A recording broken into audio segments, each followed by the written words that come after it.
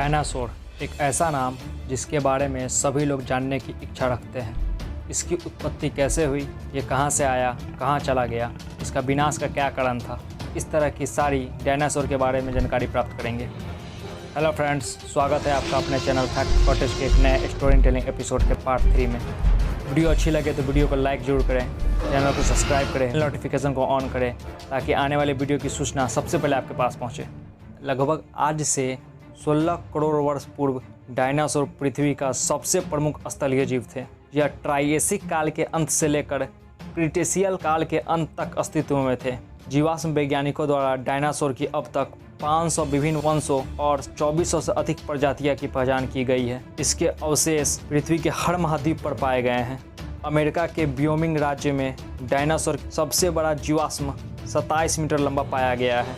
मध्य भारत में नर्मदा घाटी के पास डायनासोर की 1000 से अधिक अंडे के अवशेष पाए गए हैं। डायनासोर के अंडे का आकार क्रिकेट बॉल से लेकर बास्केटबॉल के आकार का होता था। इसकी आंखें काफ़ी तेज होती थी। ये अपने आसपास के आने वाले सभी खतरों को दूर से पहचान लेती थी। यह शाकाहारी और मांसाहारी दोनों प्रकार में भोजन किया करते थे। शाकाहारी बड़े डायनासोर 1000 केजी तक और मांसाहारी 10,000 केजी तक का भोजन एक बार में कर जाते थे।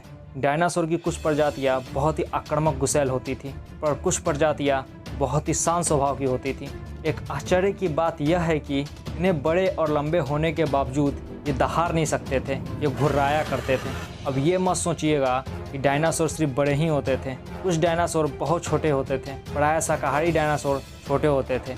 इसकी हड्डियाँ खोखली होती थी। ये आकाश में उड़ सकते थे। डायनासोर का जीवन काल 200 वर्षों का रहता था। इतने विशाल अद्भुत जीव के साथ ऐसा क्या हुआ कि वो विलुप्त हो गए, और ऐसा विलुप्त हुए कि दोबारा नज़र ही नहीं आए। ऐसा कहा जाता है कि लगभग 6 करोड़ 50 लाख वर्ष पूर्व एक एस्ट्रोनॉइड का टुकड़ा अंतरिक्ष में तेज़ी से घूम रहा था। पृथ्वी से लगभग 20 करोड़ मील की दूरी पर था।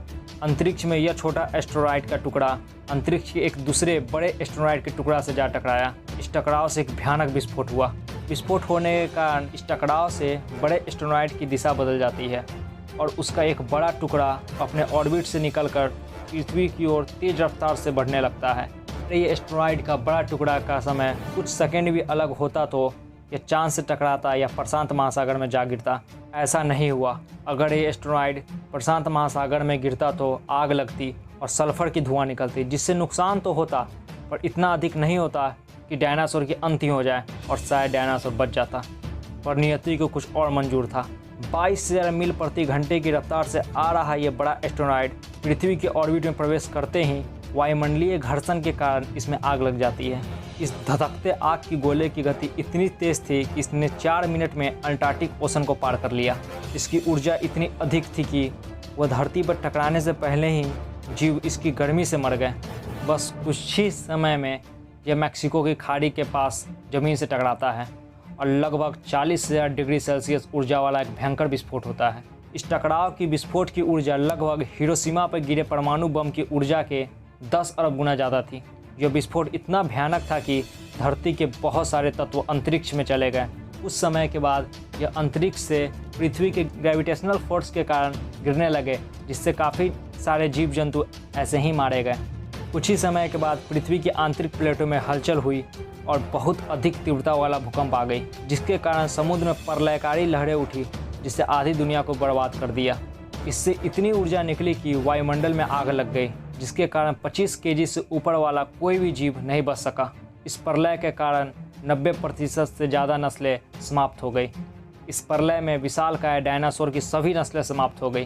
कुछ उड़ने वाली नस्लें बच गई जो परिंदों और मगरमच्छ के रूप में तब्दील हो गई। भारत में पाई जाने वाली डायनासोर की कुछ समुदाय ज्वालामुखी की लावा की वजह से समाप्त हो गई।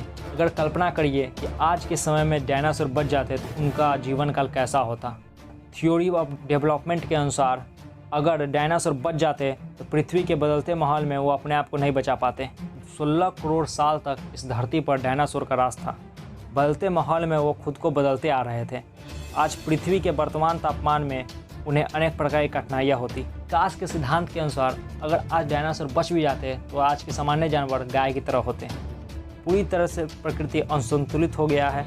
जंगल कट रहे हैं, जिससे वर्तमान समय में बहुत से जानवर विलुप्त होने के कगार पर हैं। जो प्रकृति के लिए सही नहीं है। हमें प्रकृति की रक्षा करनी चाहिए और जानवरों को बचाना चाहिए, ये हमारे हित में सही है। दोस्तों आज के लिए इतना ही।